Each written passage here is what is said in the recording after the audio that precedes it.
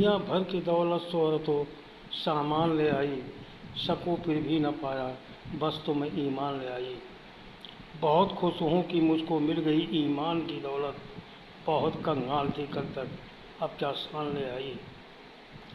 कबूला है आज इस दिन से इस्लाम मज़हब, मुसल्ला घर में होता हफीज़ और कुरान ले आई। ये लता साहिबा का बहुत मशहूर गज़ल है। दोस्तों, जिस तरीके से हुड़दंग हुआ,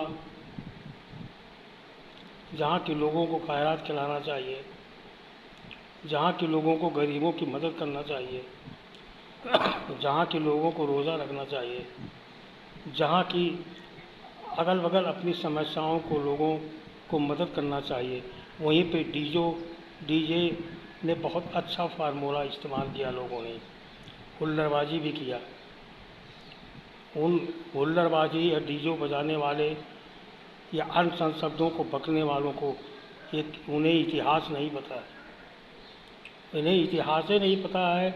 इनको कोई अपने मज़हब के बारे में जानकारी नहीं है। इस्लाम किसे कहते हैं उनको ये पता ही नहीं है। इस्लाम अगर फैला है तो तुम्हारे डीजे बजाने से नहीं फैला है। इस्लाम अगर फैला है तुम्हारे हुल्लड़बाजी नारेबाजी से नहीं फैला है। इस्लाम अगर फैला है तो खिदमत से फैला है, तलवार जंग दौलत से नहीं फैला है। आप इंडिया गेट दिल्ली का देख लीजिए, सबसे बड़ी कुर्बानी देने वाले मुसलमानों का नाम सूची पहले लिस्ट में दर्ज है। देश आज़ादी के बाद जब दाने दाने के लोग मोहताज थे, उस समय हैदराबाद के नवाब ने कई सौ टन सोना प्रधानमंत्री जी को दिया था। वही जब पाकिस्तान इंडिया खिलाई हुई पूरी दुनिया में भारत को कोई तेल नहीं दे रहा था, उस समय तेल देने वाला भी वो सद्दाम हुसैन इराक का राष्ट्रपति था। लेकिन जब उसे फांसी हुई तो एक शब्द हमारे देश के नेताओं ने नहीं बोला। दोबारा जब लड़ाई हुई पाकिस्तान इंडिया की, तो आपके अमेरिका और पाकिस्तान के खुशियों का ठिकाना नहीं था, क्योंकि इतना अस्त्र लोगों के पास था कि ऐसा लगता था कि भारत पर अमेरिका हावी हो जाएगा। लेकिन ऐसा नहीं हुआ। भारत अमेरिका के सारे टैंकों को तोड़ने वाला वो भी वीर अब्दुल हमीद मुसलमान था। मुसलमानों ने सबसे बड़ी कुर्बानी दिया है। आज मुसलमानों के पास सब कुछ चिंताई हो रही है। चेहरा चिंताई हो गया, खाना चिंताई हो गया, भाषा चिंताई हो गया, कपड़ा चिंताई हो गया, सब कुछ चिंताई हो रहा है।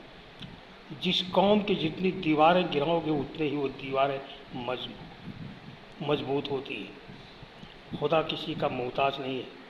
इबादत स्थल पर नमाज कबूल नहीं होता है। इबादत बहुत साफ़ सुथरा होता है। बड़े बड़े देव स्थानों पर, बड़े बड़े जगहों पर जो जाते हैं वो राजा से रंग तंग मंगताओं की लाइन लगती है।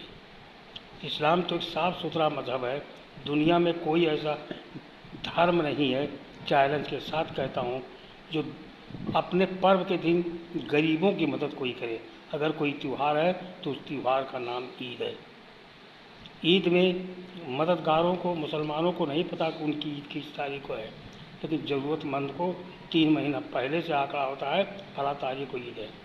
मददगारों में जात नहीं देखी जाती है। जो भी दरवाजे पर गया वो उसकी लोग मदद करते हैं। और आज यही, जैसे किसी की दवा कराना है, किसी लड़की की शादी कराना है, किसी की और कोई मदद करना है, मुस्लिम तो 30% अपनी कमाई का खैरात में लगा देता है। इसीलिए खुदा के घर बरकत उनके घर भेजती है। मुसलमान एक साफ़ सुथरा मज़हब है। 100 खून करने वालों को भी इस्लाम माफ़ कर देता है।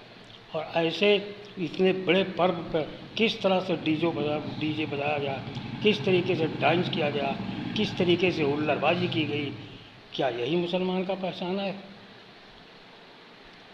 क्या है आप पहले तो 72 पितरे थे, अब तो 100 पितरे हो गए, 15-20 पितरे बढ़ गए। ये जितने मौलाना लोग हैं, बड़े बड़े जो आलिम है, कारी है, मुंशी है, फाजिल है, उन बेचारों को तो इन लोगों ने पागल बना दिया। ये कम पढ़े लिखे, इनको कुछ नहीं मालूम है।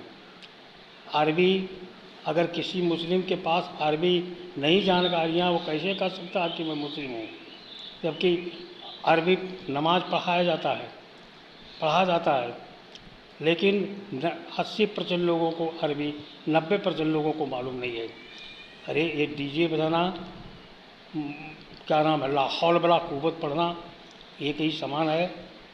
और हुजूर सल्लल्लाहु अलैहि वसल्लम के नाम पर आपका गरीबों की मदद करना चाहिए। इस्लाम इससे फैला है, जो आज दुनिया में 61 देश मुसलमान है।